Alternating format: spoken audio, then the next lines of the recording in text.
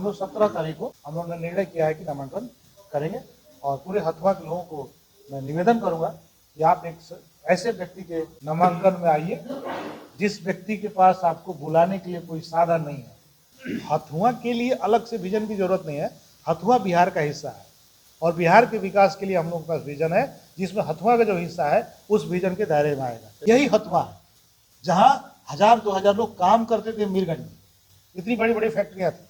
ये पूरा मीरगंज का व्यवसाय ईंट के पुर्जे पर चलता था। लीची हम बनाते हैं, पैदा करते हैं और पैकेट दिल्ली से बन के आता है। केला हम बनाते हैं, चिप्स पंजाब से आता है। मक्का बेगूसराय खगड़िया में पैदा होता है और गुजरात से बिस्किट बन के हमारे गाँव में बदलता है। यही मेरा विजन है कि जो हमारे यहाँ उपजता उस पर कुछ काम होना चाहिए। हम लोग 17 तारीख को हम लोगों ने निर्णय किया है कि नामांकन करेंगे और पूरे हथुआ के लोगों को मैं निवेदन करूंगा कि आप एक ऐसे व्यक्ति के नामांकन में आइए जिस व्यक्ति के पास आपको बुलाने के लिए कोई साधन नहीं है। मैं आपको साधन नहीं करूंगा, लेकिन आप खुद के दल बल से आइए। जो मेरी क्षमता आपको मदद करेंगे, आप आइए, हमारा हौसला बढ़ाइए और सरकार के जो नियम है, निर्वाचन आयोग के जो रूल्स हैं, उस रूल्स को पालन करें।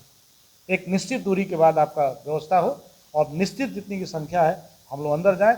निश्चित तौर पर ध्यान दीजिए, जन स्वराज लॉ एंड ऑर्डर की बात करती है, जन स्वराज विधि व्यवस्था की बात करती है। पढ़े लिखे लोग हैं, हमेशा नियमों को ध्यान में रखते हुए जन स्वराज की मदद करिए और इस व्यवस्था को बदलिए। सर एक सवाल आपने विजन की बात कही कि हथुआ के लिए अलग से विजन चाहिए। हथुआ के विकास के लिए क्या विजन है आपके पास? सर, हथुआ के लिए अलग से विजन की जरूरत नहीं है।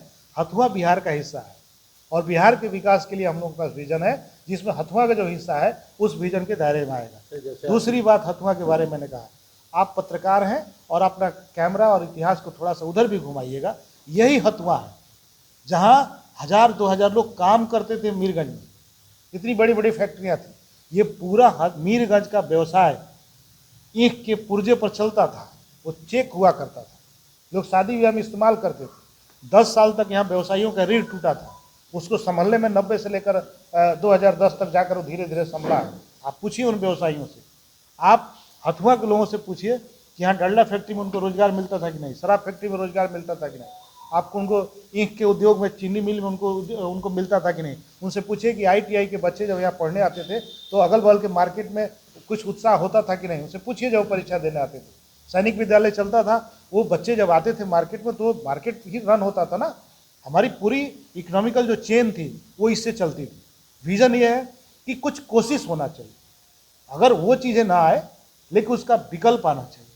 ठीक है, आप वो चीज़ नहीं बना पाएंगे, आप मक्का आधारित चीज़ें बढ़ा सकते हैं, आप चावल आधारित संयंत्र बना सकते हैं, आप आलू आधारित संयंत्र बना सकते हैं।